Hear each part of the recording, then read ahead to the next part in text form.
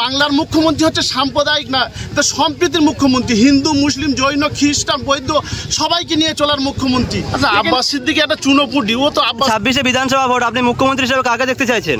মুখ্যমন্ত্রী হিসেবে বাংলার অগ্নিকন্যা, বাংলার সূর্যোদয়, আগামী দিনের প্রধানমন্ত্রীর দাবিদার মুখ্যমন্ত্রী মমতা ব্যানার্জিকে আমরা দেখতে চাই। কেন চাইছেন? কারণ বাংলা না, শুধু ভারতবর্ষের আগামী দিনে সূর্যোদয় মমতা ব্যানার্জি। মানে শিশু থেকে জন্ম থেকে মৃত্যু পর্যন্ত মানুষের যা উন্নয়ন করছে পশ্চিমবাংলায়, 34 বছর বাম শাসনকে অপশাসন করিয়ে যে আজকের বাংলার মানুষের মনে হাসি ফুটেছে।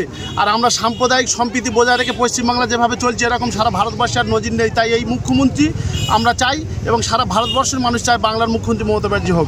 আচ্ছা, আপনাদের স্থানীয় বিধায়কের নাম কি? আমাদের বিধায়ক নাম মাননীয় শওকত মোল্লা। শওকত মোল্লা এখানে আসে? শওকত মোল্লা এখানে সকাল থেকে সন্ধ্যে পর্যন্ত আমরা যদি বসে থাকি, সকালে একবার দেখা হবে, রাত্রে একবার দেখা হবে, এইরকম জায়গা। আর যদি কোনো বিপদে পড়া হয়, ডাকা হয়, যখন যেখান থেকে ফোন করা হবে সেখান থেকে ফোন তুলে তার সলিউশন করে দেয়।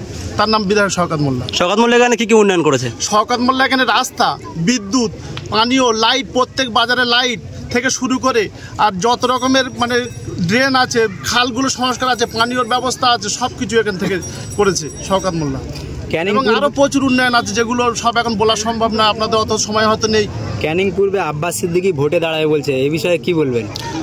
আচ্ছা, আব্বাস সিদ্দিকী একটা চুনোপুটি, ও তো আব্বাস সিদ্দিকী, ওরা কি আর বলবো। আমাদের ক্যানিং পূর্বে যদি শওকত মোল্লার বিরুদ্ধে না, যদি আমাদের কোনো একটা ব্লক নেতৃত্বের বিরুদ্ধে আব্বাস কেন, ওর আরও কেউ দাঁড়াতে এখানে কোনো ওর মানে টিকি খুঁজে পাওয়া যাবে না। মুদি এসে দাঁড়ালেও এখানে কোনো পাবে না। 2024 সালে একমাত্র ক্যানিং পূর্ব বিধানসভা যেখানে কোনো বিরোধীরা দেয়ালে দাগ করতে পারেনি, কারণ এখানে ওর কোনো সংগঠন নেই। তো আপনি তো একজন মুসলিম, তো পীরজাদা ভোটে দাঁড়াবে বলছে, পীরজাদাকে ভোট দেবেন না? আসলে মুসলিম হতে গেলে তার ইমান থাকে, সে মুসলমান হতে তার নামাজ পড়তে হয়, সে সৎ কথা বলে, ভালো কথা বলে, সে মানুষের কথা বলে, হাদিস কোরআনের কথা বলে। ও তো বলছে ওর স্বার্থের কথা, ও তো বলছে ওর ভাইয়ের কথা, ও তো বলছে ওর আখেরের কথা। ও উন্নয়ন করবে কি? ও মানুষের জন্য কি কাজ করবে? ওর মানুষের জন্য কোনো কাজ করার উন্নয়ন। ও হাইলাইট হবে, ভাইরাল হবে, যত মিথ্যে কথা বলে যত ভাইরাল হয়ে যায় সেটাই ও হবার চেষ্টা করছে। আচ্ছা, বিরোধীরা বলছে শওকত মোল্লা ক্যানিং পূর্বে ভোট লুট করে, এই বিষয়ে আপনি কি বলবেন? ক্যানিং লুট মানে তো আজ থেকে না, 2011 সালের পর থেকে, পরিবর্তন হওয়ার পর থেকে এখানে কেন্দ্রীয় বাহিনী থেকে শুরু করে আর যত রকমের মুদির বাহিনী আছে সব কিছু দেওয়া হয়। তাহলে এখানে কি ক্যানিং পূর্বে বাদ যায়? যারা বলছে বিরোধীরা, তারকে মুদিরকে জিজ্ঞাসা করুক যে এই যে রাহুল গান্ধী সারা ভারতবর্ষে যে আন্দোলন করছে, ভোট লুট করে প্রধানমন্ত্রী হয়েছে, তারা বলে কি করে এইসব কথা? এখানে সংগঠন নেই।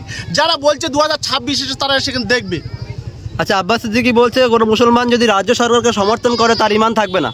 ও তো নিজে বলছে যে বিজেপিকে ভোট দাও। তা বিজেপি তো সাম্প্রদায়িক দল, বিজেপি তো একটা হিন্দুত্ববাদী দল। তা তাদের করলে তারা মুসলমান হবে? যারা বাবরি মসজিদ ভাঙে, যারা তাল্লাককে তুলে দেয়, যারা মুসলিমদের যত রকমের মসজিদ মাদ্রাসা আছে অন্য অন্য রাজ্যে ভেঙে দিচ্ছে, তাহলে এখানে বাংলার মুখ্যমন্ত্রী হচ্ছে সাম্প্রদায়িক না, এটা সম্প্রীতির মুখ্যমন্ত্রী। হিন্দু, মুসলিম, জৈন, খ্রিস্টান, বৌদ্ধ সবাইকে নিয়ে চলার মুখ্যমন্ত্রী। এখানে যদি ও ওটা বলে, ওটা ওর ব্যক্তিগত ব্যাপার। আসলে লাভটা তো ওরা করে নিয়েছে, কয়েকজন মিলে ওরা আছে ওখানে, কয়েকটা বাবা আছে এই মুখ্যমন্ত্রীর দ্বারা, এই মামাটি মানে সরকার দ্বারা মুখ্যমন্ত্রীকে ব্ল্যাকমেইল করে। এখন ওটাও বলবে, বলে ও কিছু লোক টানার চেষ্টা করবে। আর কিছু আমাদের ধর্মপ্রাণ মুসলমান ভাইরা আছে ছোট ছোট, তারা বোঝে না, তারা অন্ধভক্তের মতো হয়ে ছুটছে। ও যেটা কথা বলছে এটা সম্পূর্ণ অবাস্তব কথা। আচ্ছা, আপনার নাম? আমার নাম মাহমুদ আলী মোল্লা। বাড়ি? বাড়ি আমাদের সারাঙ্গাবাদ ইটখোলা। ধন্যবাদ।